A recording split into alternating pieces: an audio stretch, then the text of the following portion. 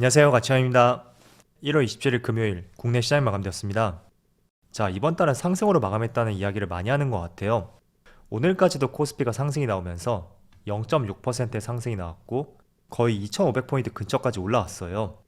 정말 단기간에 빠른 상승이라고 생각이 되고, 그리고 코스닥도 0.3%의 상승이 나오면서 741포인트에서 마무리되었습니다.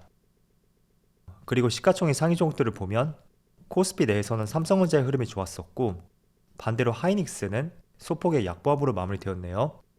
그리고 2차전지 같은 경우에는 에너지 솔루션하고 삼성 SDI 조금은 흐름이 나뉘었던 것을 볼 수가 있어요. 아무래도 보호예수 물량 해제 때문에 선제적으로 매도 물량이 나오지 않았을까 라고 추측을 해볼 수가 있고, 그리고 오랜만에 다시 플랫폼 기업의 흐름이 좋았었네요.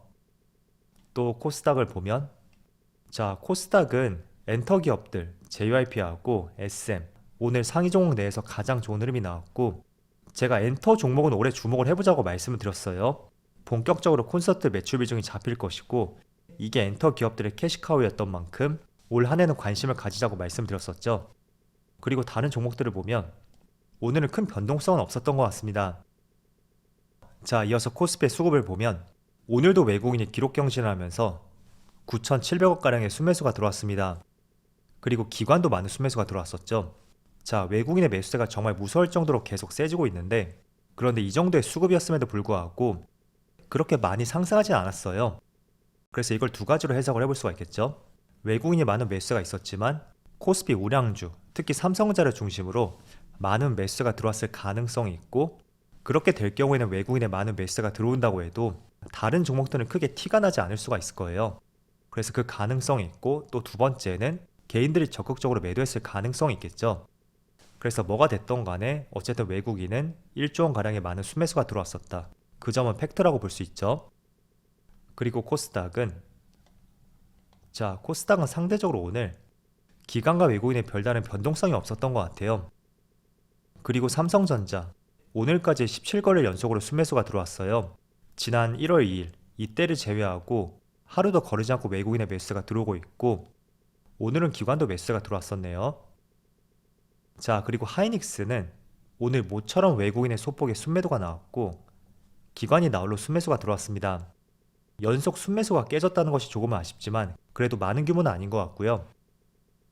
그리고 LG 에너지 솔루션, 이 종목은 지금 10거래일 연속으로 외국인의 매수가 들어오고 있습니다. 그리고 오늘은 기관만 순매도가 있었네요. 그리고 삼성 SDI는 오늘도 기관과 외국인의 많은 순매수가 들어왔고 매수 강도가 점점 세지는 것 같아요. 그래서 다음 주도 한번 지켜보면 좋을 것 같아요. 자, 이어서 주차별 매매 동향에 대해서 살펴보도록 하겠습니다. 1월 27일 외국인이 가장 많이 매수한 종목은 삼성전자, 현대차, LG생활건강, 메리츠금융지주, 삼성전기 이렇게 차례대로 매수했고, 삼성전자가 가장 압도적이네요. 그리고 기관은 포스코케미칼, 삼성전자, SK이노베이션, LNF, 네이버 이런 종목들을 차례대로 매수했습니다. 자, 이어서 해외 증시를 보면 어제 다시 한번 미국 증시가 상승으로 마감했어요. S&P 500이 1%가 넘는 상승이 나왔고, 그리고 나스닥도 마찬가지로 무려 1.7%의 급등이 나왔습니다. 다우지수도 마찬가지로 상승이 나왔죠. 자, 최근에 나스닥하고 S&P 500을 보면 정말 이게 맞나 싶을 정도로 1월달에 강한 상승이 나오고 있어요. 그래서 그런 흐름들이 국내 시장으로 연결이 되고 있고, 지금 나스닥의 위치는 직전 고점까지 지수가 근접하게 올라와 있고, 또 202평선 여기와 맞닿은 위치까지 올라왔죠. 그래서 단순하게 기술적으로 본다고 해도 한 번쯤은 매물벽에 부딪힐 가능성이 있다고 보고 있고, 그게 공교롭게도 다음 주 화요일에 FMC가 있고 그때를 전후로 해서 한 차례 조정이 나올 가능성도 있습니다. 그래서 그 점을 염두를 해두시고요. 물론 주식이라는 것이 예측을 하되 그 예측과 결과가 동일하지 않을 가능성도 있어요. 그래서 항상 주식을 할 때는 예측을 하되 대응이 훨씬 중요하다. 그 점을 늘 기억을 해보시면서 투자에 임해보신다면 좋을 것 같아요. 자, 그럼 대응이 왜 중요한데 예측을 해야 되냐? 그렇게 생각할 수도 있겠죠. 그렇지만 내가 예측을 하지 않고 무작정 대응만 하게 된다면 지금 시장이 어느 시점에 와 있고 많은 참여자들을 어떻게 보고 있는지 그런 시각들이 좁아질 수가 있다는 거죠. 그래서 적절한 예시가 될지 모르겠지만 우리가 걸음을 걸을 때 발밑만 보고 걷는다는 표현이 될 수도 있고, 또 예측을 한다는 것은 목적지를 보면서 걸어갈 수가 있다는 거죠. 그렇지만 걸어가는 와중에 공사 현장을 만날 수도 있고 또 많은 인파가 몰려 있다면 조금은 뒤로 가서 오해할 수도 있는 만큼 그런 차이라고 생각해 보시면 좋을 것 같아요. 자, 그래서 1월이 며칠 남지 않았지만 시장이 정말 좋은 분위기로 전개가 되는 것 같고요. 그리고 아시아 시장을 보면 일본 니케이는 소폭의 상승이 나오고 있고 대만하고 중국은 오늘도 휴장이더라고요. 정말 오랜 시간 쉬는 것 같네요. 자, 이제 이번 달도 2거래일밖에 남지 않았어요. 오늘 밤엔 아마 미국의 PC 지표가 발표가 될 거고요. 어제 미국의 4분기 GDP 발표가 있었거든요. 자, 그런데 GDP 발표치를 보니까 시장의 예상은 2.8%였어요. 그런데 2.9%가 나오면서 예상치를 소폭 상회했다고 볼 수 있고 경기 침체 우려감이 있음에도 불구하고 지금 2분기 연속으로 미국의 GDP 성장세가 이어졌다고 볼 수가 있어요. 자, 그런데 미국의 GDP 발표는 크게 세 가지로 분류를 해서 발표하거든요. 속보치, 잠정치, 확정치 이렇게 세 개로 분류해서 발표하는데 이번에 발표된 것이 바로 가장 처음인 속보치라고 볼 수 있어요. 그래서 다음 달에는 잠정치가 발표될 것이고 또 다다음 달에는 4분기 GDP의 확정치가 발표가 될 것입니다. 그래서 정확한 것은 확정치가 발표되는 2달 뒤에 그때가 보다 정확하다고 볼 수 있고 그런데 큰 차이는 나진 않을 거예요. 그래서 전반적으로 미국의 GDP 성장을 보면 경기 침체 우려감이 있음에도 불구하고 연착륙도 기대해 볼 수 있다고 생각이 돼요. 지금 시장이 상승이 나오는 것도 어떻게 본다면 하반기에 금리 인하에 대해서 많은 시장 참여자들이 기대감을 갖고 있고 또 두 번째는 생각보다 경기가 경착륙이 아닌 연착륙이 될 가능성도 있다. 그 확률이 작년보다 많이 올라가면서 그 기대감도 같이 한몫을 하고 있다고 볼 수 있습니다. 그래서 그런 기대감을 조금 더 키우기 위해서는 이런 수치들, 의미 있는 값이 나올 필요가 있겠죠. 자, 그리고 내일은 바로 LG 에너지솔루션의 보혜수가 풀리는 마지막 날이에요. 그래서 내일은 주말이니까 월요일에 어떤 변화가 나올 가능성이 있겠죠. 자, 이 부분에 대해서 말씀을 드리기 전에 먼저 실적을 한번 볼게요. 우선 작년에 실적이 발표가 되었고 확인해보니까 2021년 대비 무려 영업이익이 58%나 급등을 했고 그리고 4분기 영업이익을 보면 2,750억이 나왔거든요. 이건 컨센보다 조금은 하회하는 수치라고 볼 수 있지만 그래도 작년에 경기 침체 우려감이 커졌던 상황이었고 금리도 본격적으로 계속 올렸던 시점이었습니다. 그런데 이렇게 높은 성장률을 보이는 기업들이 과연 몇 개나 있었는지 한번 여러분들이 생각해 보세요. 물론 실적이 좋아진 기업도 있지만 업종 전체가 좋아진 섹터를 보면 단연코 2차전지가 대장이라고 저는 생각이 되거든요. 자, 그래서 늘 말씀을 드리지만 지금 전기차 침투율이 10% 전후를 왔다 갔다 하고 있는데 아직도 갈 길이 멀단 말이에요. 그래서 이런 업종들은 항상 조정이 나올 때는 배척하지 마시고요. 정말 좋은 기회가 찾아오고 있다. 조금만 관점을 바꿀 필요가 있다고 말씀을 드릴게요.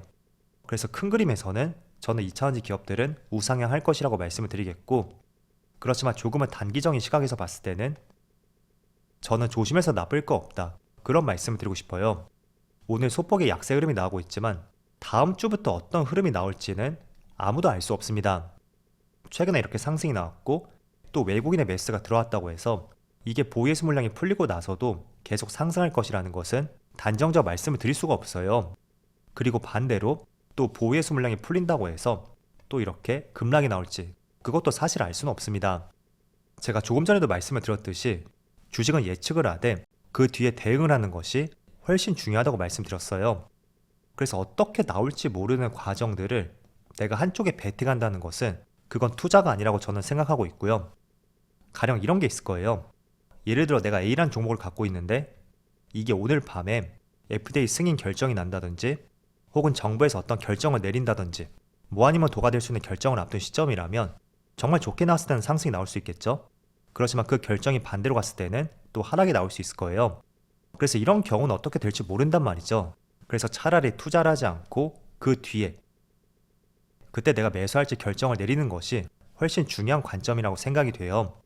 그래서 주식을 너무 찍지 마시고요. 그럼에도 내가 투자를 하고 싶다면 이런 구간에서는 소량으로 한번 매수를 해보고 그 뒤에 어떤 흐름이 나올지 움직임을 본 뒤에 조금 더 큰 비중으로 들어가겠다. 이렇게 결정을 내릴 수 있어야 됩니다.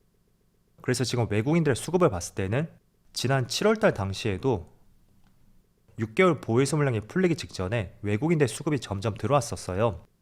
그리고 보유예수 물량 그 당시에 나오는 물량들을 다 흡수하면서 이렇게 크게 당겼었죠. 그래서 그때하고 조금은 흡사한 흐름이라고 생각이 되지만 하나의 차이점이 있다면 조금은 저점에서 반등이 세게 나왔었고 그때보다 물량들이 나올 가능성이 높은 위치가 될 수도 있습니다. 그래서 다시 한번 말씀을 드리겠지만 주식은 예측을 하되 그 앞에 공사를 하고 있는지 혹은 많은 인파가 몰려 있는지 그런 것들을 확인하면서 대응을 하는 것이 훨씬 중요한 관점이라고 말씀드리겠고 또 이런 생각도 하실 거예요. 그때 매수했더라면 조금 더 들고 있었더라면 저는 그런 생각 자체가 정말로 무의미하다고 생각이 돼요. 그런 생각과 결정을 미리 내릴 수 있었다면 이 세상에는 모두가 부자가 되어 있었겠죠. 그래서 그런 생각과 관점을 갖는 것은 정말 무의미하다고 말씀드리겠고 행여나 조금 아쉬운 종목이 있었다면 다음에는 내가 어떻게 공략을 할 것인지 조금 더 미래지향적으로 초점을 맞춰서 계획과 결정을 세워나가는 것이 훨씬 중요하다고 말씀을 드릴게요. 자, 그래서 가급적이면 저는 시장을 항상 긍정적으로 보기 때문에 별일 없이 상승이 나왔으면 하는 바람을 갖고 있고요.